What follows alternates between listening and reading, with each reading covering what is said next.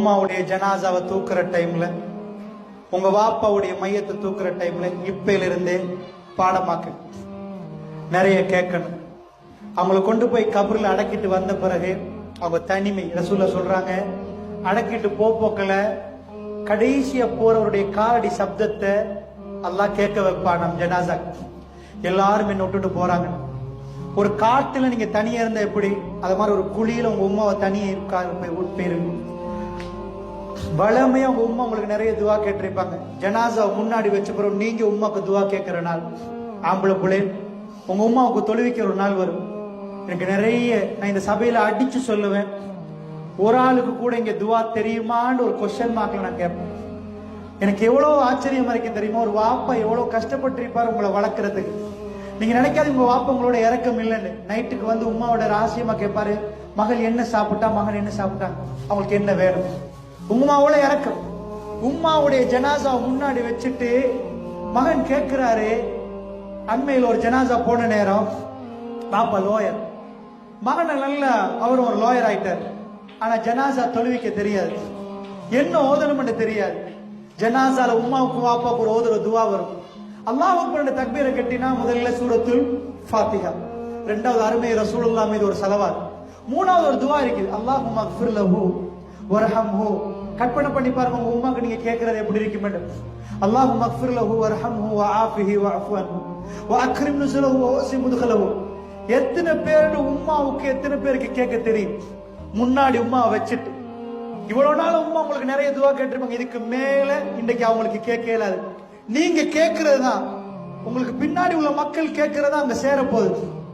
என்ன கேட்கறது தெரியுமா அல்லாட்ட, ஜனாசா தொழு அல்லாஹும்ம அக்ஃபிர் லஹு யா அல்லாஹ், அவங்க பாவத்தை மன்னிச்சு, வர்ஹம்ஹு வர்ஹம்ஹு, உன்னுடைய இரக்கத்தை உங்க மேல காட்டியா அல்லாஹ், உன் அருளை காட்டு.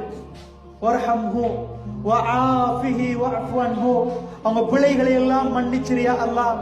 வஅக்ரிம் நுஸுலஹு, அவர்கள் நுழைகிற இடத்தை சங்கையாக்கி விடியா அல்லாஹ். வவஸி முத்கலஹு, அவர்கள் நுழைகிற இடத்தை விசாலமாக்கி விடியா அல்லாஹ். வக்ஸில்ஹு பில் மாஇ, எங்க உம்மையா அல்லாஹ், எங்க வாப்பா அவரை தண்ணீரால் கழுவியா அல்லாஹ். வக்ஸில்ஹு பில் மாஇ வஸ்ஸல்ஜி வல் பரதி, உம்மா முன்னாடி வச்சு நீங்க கேட்கிற துவா, யா அல்லாஹ் தண்ணீராலையும் குளிராலையும் பனிக்கட்டியாலையும் கழுவு. அர்த்தம் என்ன, ஒரு பிள்ளைக்கு மேல அழுக்கப்பட்டிருந்தா கழுவினா துப்புரவாயிருவாங்க. நாங்க இன்னைக்கு என்ன கேட்கிறோம் தெரியுமா, யா அல்லாஹ் எங்க வாப்பா வளமையா கேட்பாரு, யா அல்லாஹ் துவா கேட்பாரு. இன்னைக்கு அவரு கேட்க முடியல, அந்த துவாவை நாங்க என்ன கேட்கிறோம், கழுவுன்னா என்ன, கழுவினா தண்ணியால கழுவுன்னா அர்த்தம் என்ன, பாவத்தை கழுவியால ஒட்டி இருந்தா உன் இறக்கம் கபூர்ல வராதியா அல்லாஹ். அவர் பாவம் கரைஞ்சு போகணும். இந்த உலகத்துக்குரியவன் யா அல்லாஹ், கோடிக்கணக்கான மக்களுக்கு சொந்தக்காரன் யா அல்லாஹ். ஒவ்வொரு விதையில என்ன வரணும் என்று தீர்மானிக்கிறவன் யா அல்லாஹ். இல்ல கோடிக்கணக்கான எறும்புகளை படைச்சிட்டு அந்த எறும்புகளுக்கு உணர்வு கொடுத்தவன் யா அல்லாஹ். நான் வந்து ஒரு பானிய கொட்டினா எறும்பு போய் மெசேஜ் கொடுத்துரும், பானி இங்க மேடையில ஒரு எறும்புக்கு பின்னாடி மறு எறும்புக்கு பின்னாடி மறு எறும்புக்கு பின்னாடி லைன் பண்ணி வந்து எறும்பு அந்த பானியை சாப்பிட்டு போகுதுண்டா இறைவா. அந்த உணவை வச்சு அந்த எறும்புகளுக்கு மெசேஜ் அனுப்பினவன் நீ இறைவா. பாப்பாவை உம்மாவை வச்சு லாஸ்ட சொல்ல போற இறைவன் அந்த ஏக இறைவன். இந்த உலகத்துல எல்லா மிருகங்களுக்கு சாப்பாடு கொடுத்த இறைவன். காலையில வெறும் வயிற்றோட பறக்கிற பறவைகள் மாலையில வயிறு நிரம்பி பறவுது.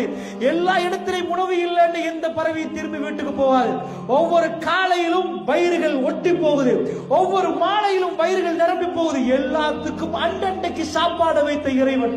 அவன் முன்னாடி நின்று சொல்றோம், யா அல்லாஹ் வர்ஹம்ஹு, அவங்களுக்கு இரக்கத்தை காட்டியா அல்லாஹ். வஆஃபிஹி வஅஃபு அன்ஹு, அவங்க பிழைகளை மன்னித்து விடியா அல்லாஹ். வஅக்ரிம் நுஸுலஹு